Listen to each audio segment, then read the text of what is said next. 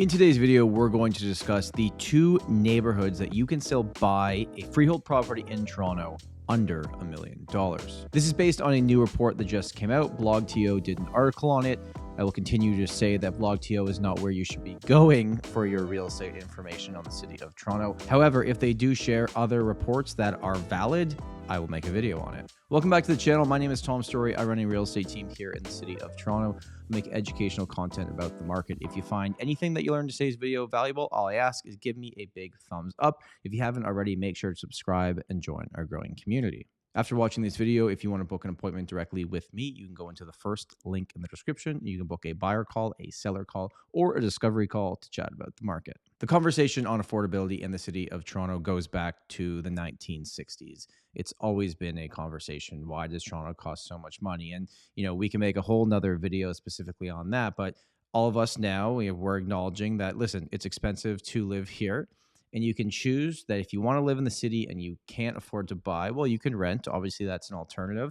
Or you can buy outside the city, but it just depends on, how far outside the city do you want to go and where is your job located? And a lot of people will get into the market by buying condominium properties, perhaps townhouse properties, even if they can't get to that freehold yet. But it is how you start your way up the property ladder. All right, thank you for patiently waiting as we jump into the article. Okay, so this is the headline by BlogTO.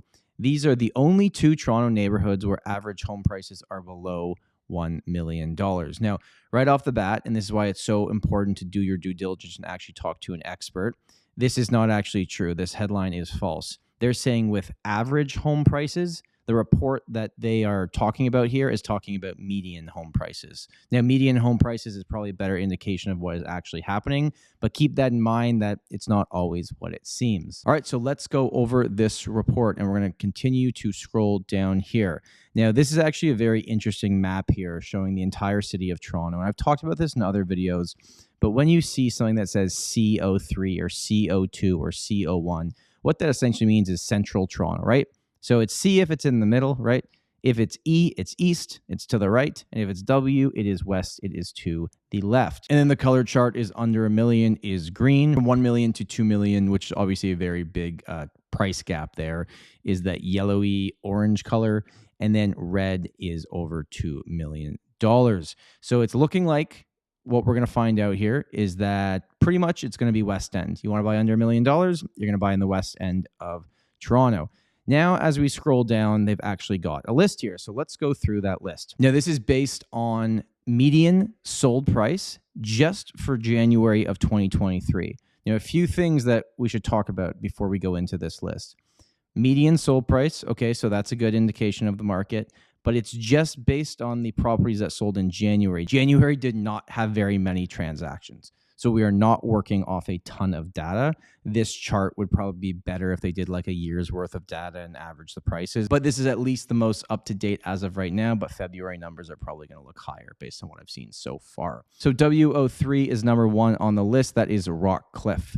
Then you've got W10, which is Rexdale and Kipling. So those are the only two. Now, on the right side here, they have minimum down payment. So the minimum down payment to get into Rockcliffe is $59,000. That's because if they're basing on $843,000, it's 5% on the first $500,000 and then 10% on the money between $500,000 and $999,000. And then number two on the list, Rexdale, the average down payment is $118,000.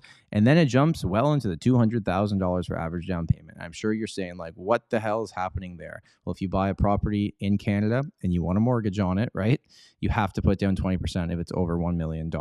That's why sometimes you'll actually see properties sell for like $999,000 just to not go over that threshold because they didn't have to put down more of a down payment. What I also thought was interesting looking at the list here on the top 10 is that there is 7 areas that are on the east side of Toronto and 3 areas that are on the west side of Toronto. So the 2 on the west are the most affordable, but out of this top 10 list, 7 of the 10 are on the east side of the city.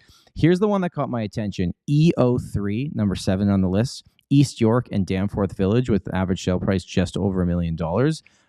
That's an area that to me typically has prices much higher than that. I don't know if maybe there was just not a lot of sales in January when they did these numbers, but that looks like a massive opportunity in terms of a neighborhood that is already established, has good school districts, has a lot going on.